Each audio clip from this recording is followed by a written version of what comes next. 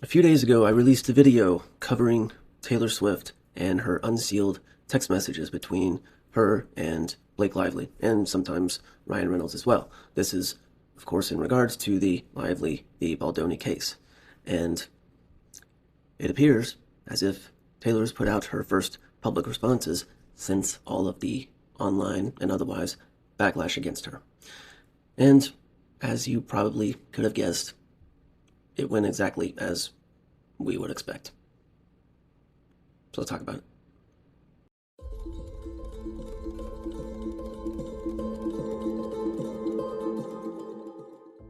In the song Mad Woman, the 12th track from her COVID-era studio album release, Folklore, Taylor Swift croons, "There's nothing like a mad woman.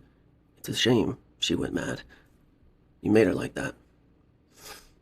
And this has long been an anthem about double standards, about the harm that is caused to women. And it seems like a lot of music and art, it can be interpreted in various ways. And all of that holds a lot of weight and a lot of truth. Because, as we've seen time and time again, there's an incredible amount of pain and boundless awfulness perpetrated on to women unjustly, unfairly.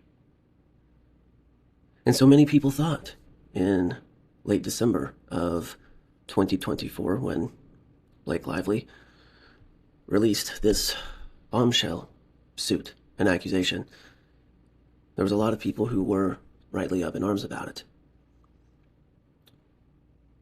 But I don't believe that they planned on the man that was at the center, the man that was in the crosshairs of the suit. I don't think they counted on him having a behind-the-scenes beneficiary to help him fight back. So what happens? What happens in these so-called gender wars when things seem to go both ways? It's an interesting time to have some long overdue, much needed conversations, and hopefully conversations that lead to healing and more unification among people, among gender. Because, like it or not, we are all in this together. However, some conflicts cut straight to the bone. In the previous video, I talked about Taylor Swift and the reaction, especially from Swifties and fans all over the world, that's almost unanimous in the reaction of the unsealed text messages that came out showing Miss Swift's own words and her own involvement, which she seemed to have downplayed, to put it lightly, and the words that she used against this man. And so there's a lot that we still don't really know. And what we do know is that she downplayed her involvement. She downplayed how much she participated in her proxy friendship with Blake Lively. But we do now know a couple of things. And it seems that now Taylor Swift has put out a public statement and responded. Okay, so what was it that she said? In a quote from a source, it was told to Us Weekly on Monday, quote, "It's honestly been really hard for Taylor. Having her text out there made her feel exposed and kind of violated, like something private suddenly wasn't hers anymore. That doesn't sit well with her." End quote. Yeah, imagine not. I imagine not. When tens of thousands of people, your fan base, not to mention the significant amount of haters that you have in the world, are suddenly reading your own words, text messages that are a revelation of private inner character or a lack thereof. Because as we know, character, true character, is what arises when no one else is looking. And so what do we have here? Is this completely damning for this lady? Is America's favorite Pop-Tart all of a sudden scrutinized under her own words as a mad woman. And according to her, no one likes a mad woman. So what is this response? Well, it's not much, obviously. But what do we get from this? This is a source, seemingly, her publicity team, which, if you're Taylor Swift and you've got Daddy Swift in the mix who has a lot of pull, a lot of power, a lot of money, of course, you've got the best of the best. But here, what do we garner from here? Notice what's in the words and what subtext we can read into behind the words. She feels violated. It doesn't sit well with her. She's very upset, going through an emotional time. And all of that is well and fine. We can understand why she is. However, what is missing from this acknowledgement? Well, there's zero explanation at all of the context and what happened, what was going on. In a way, that's good because they're not trying to put out an absolute nonsense spin on this that no one's buying, and that would just absolutely falter at this point, and I'm sure her publicists know that. But what's between the words? Me, me, me, me, me. I. Her doesn't sit well with her. I feel violated, she feels violated. No mention of the tens of thousands, maybe hundreds of thousands, I guess. Biggest tour ever. Hundreds of thousands of fans who are disappointed, who are let down, who are confused, bewildered, who looked up to and thought so much of this star. To hear that she has potentially become the subject of her own lyrics just on the opposing side. She feels violated. Violation. What about the human being here, regardless of his gender? What about the human being here who was violated, who was lied about in a heinous way from all we know and see? Now we'll have to wait and see what happens in the end and what truly ends with them. But as of now, there has not been any credible evidence backing up the accusations against him, prompting the majority of public opinion to be justice for Justin, an opinion that I share on this channel as well, obviously, for now. What about that violation? What about the violation of his wife, of his children, of his mother? A mother having to get up and hear these things, read these things, knowing that her baby is being tossed and turned in the tumultuous waves of just absolute ragged turmoil. I mean, that has to be hell on that woman. Maybe enough to make a mad woman. What about his father? His sister? What has that family had to endure for the past year? His friends? And what about the fans? Those tens of thousands, hundreds of thousands of fans that have come out and made her that way. Made her that way. The richest, most famous, most successful pop star of this generation. One of the all times, as of now. You made her like that. The fans. Biggest tour ever that was going on during all of this back in 24, 23, whatever. So, what about the violation of those people, their trust, their time, their fandom? Now, even though all of these things are true, it may not be proper to negate someone else's feelings and the truth about what did or did not happen, which we technically still don't have.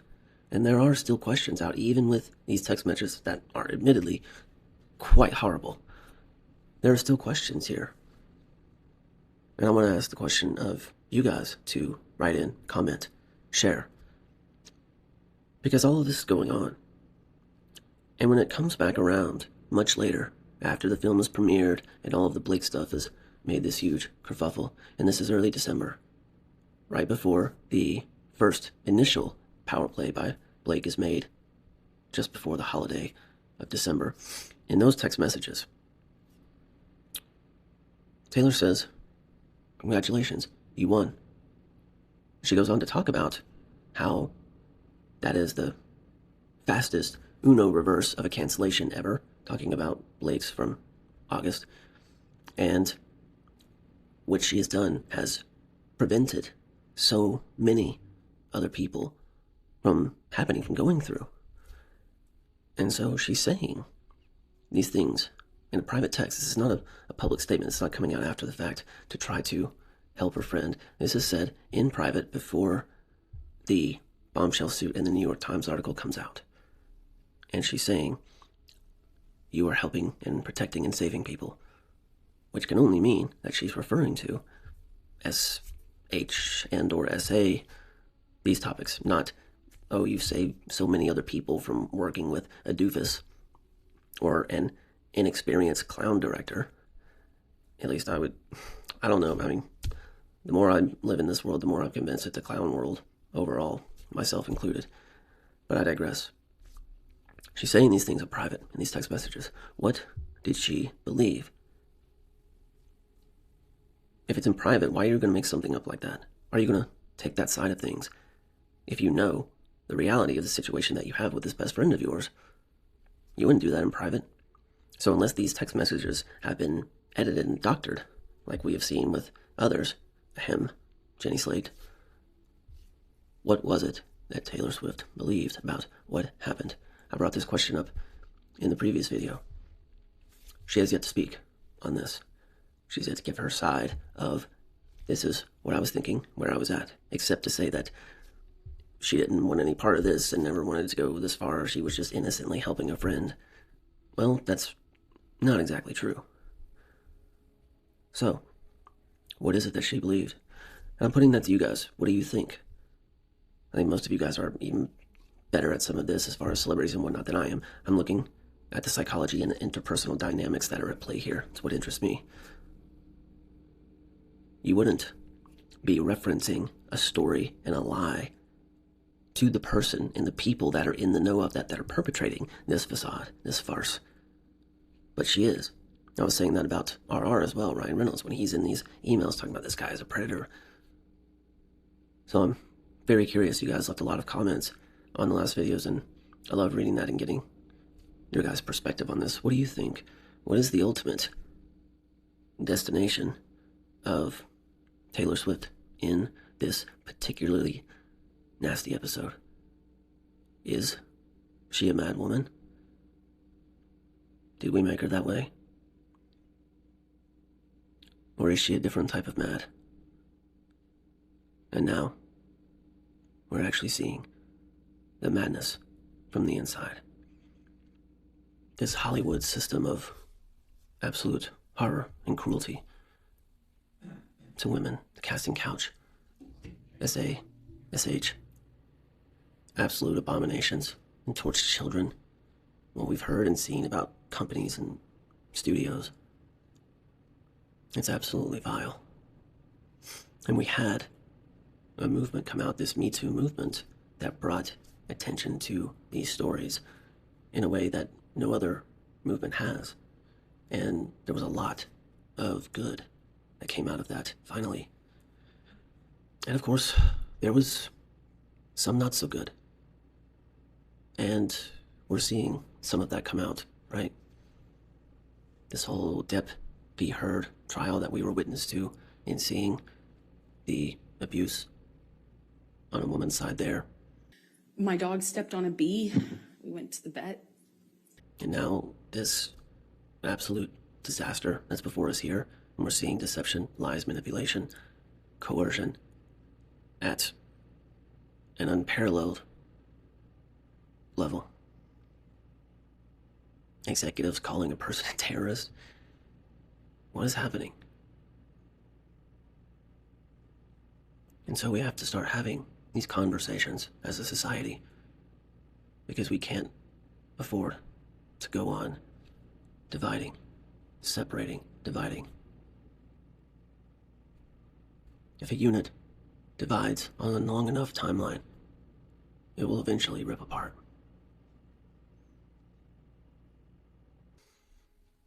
We have a moment here. We have an opportunity. This cultural event. How can we alchemize this for the betterment of ourselves and our society at large? regardless of what you believe about these so-called culture wars or the gender wars, one thing has become abundantly clear. All people and all genders are capable of the beautiful and the beastly. And it goes both ways. And we have an opportunity here to start asking ourselves some very large and important questions about where the future of our interpersonal relationships is heading and why that matters, perhaps now more than ever. And yes, absolutely, genders are equal. We're not going to pretend like everything is the same. It's not. It's not supposed to be. We're supposed to all mesh together and fit, unified. But if we keep going down roads that know to lead to dead ends, then we don't know what may come of it.